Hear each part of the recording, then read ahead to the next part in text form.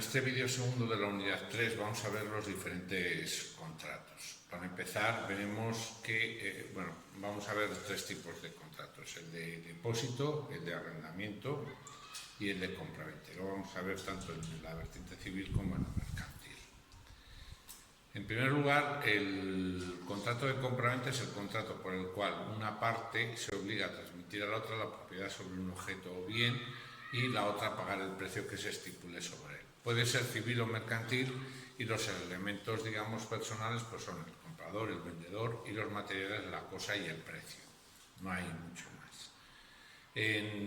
Las diferencias entre el carácter civil o el carácter mercantil es que con carácter civil puede ser gratuito o oneroso.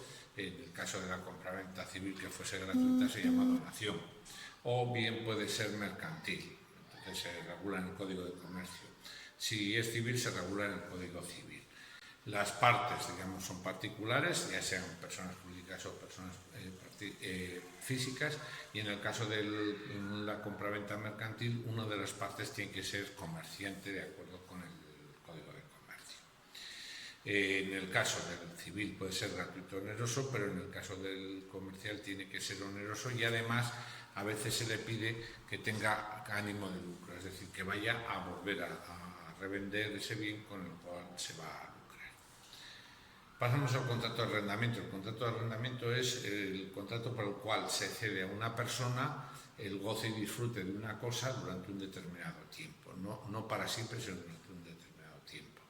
Y lo mismo les hay civiles y mercantiles. Los elementos son el arrendador y el arrendatario. El arrendador es el que tiene la cosa y se la cede a otra persona y recibe el precio, y el arrendatario es el que paga el precio por recibir la cosa.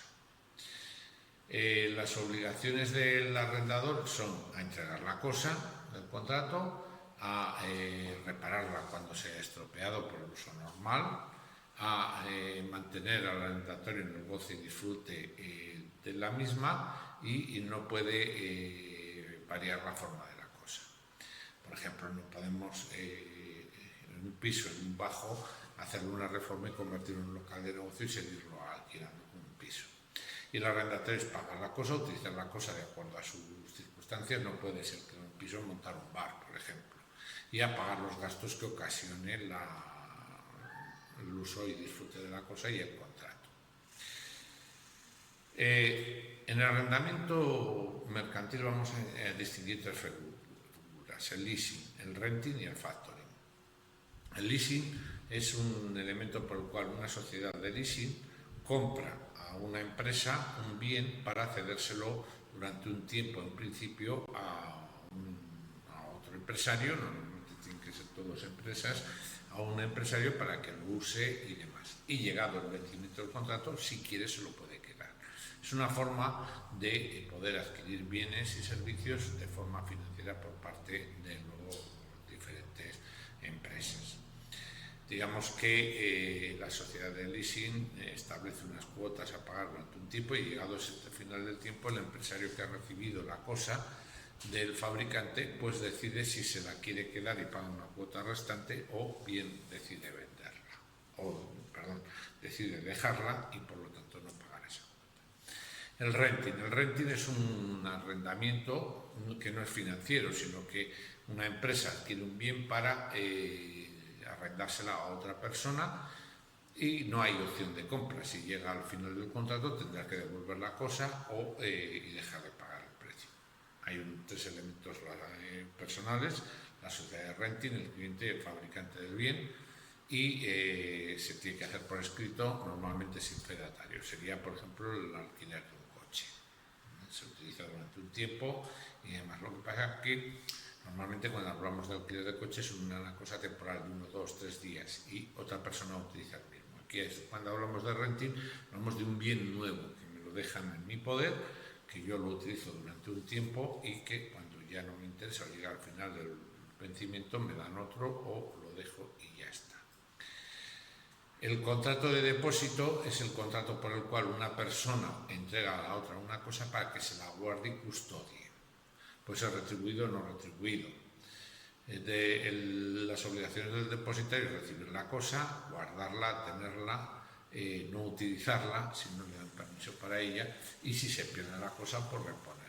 Y el depositante es entregar la cosa, reembolsar los gastos que haya o pagar, cuando sea oneroso el depósito, pagar la prima o la renta que se haya decidido por ese depósito. El contrato de seguro, por su parte, es un contrato por el cual una persona, el asegurador, se obliga, mediante el cobro de una prima, a, en caso de que se produzca un determinado evento que produzca daños a un tercero, o el mismo asegurador, daños a un tercero, el indemnizarle por los daños que ha sufrido. Pensad en los coches: compramos el coche y si tengo un daño o realizo un daño a otro coche, el seguro le pagará la reparación del coche. Hay una serie de elementos personales, materiales y formales, y las obligaciones del tomador del seguro, que es la persona que contrata el seguro, el propietario del coche que contrata el seguro para lo que haga con su coche, tiene que pagar la prima, comunicar los eventos o siniestros que tenga en un plazo determinado y dar información sobre las consecuencias o, digamos, comunicar los siniestros. Y el asegurador lo que tiene que hacer es indemnizar los daños que se ha producido la persona que ha recibido los daños. El contrato de factoring, por su parte, es un contrato en el cual una empresa asume todos los créditos no vencidos de otra empresa, normalmente a corto plazo, son créditos comerciales, y contra sus clientes. Pues son las facturas que no tienen pagadas, los créditos, etc. Entonces la entidad de factoring compra un paquete, normalmente compra un paquete, lo gestiona, lo cobra, y la ganancia viene de la diferencia entre lo que ha cobrado y lo que ha pagado para ello. La empresa titular del derecho le cede todos los derechos sobre el crédito y el cliente, digamos, que aparecería como deudor de la empresa de factoring.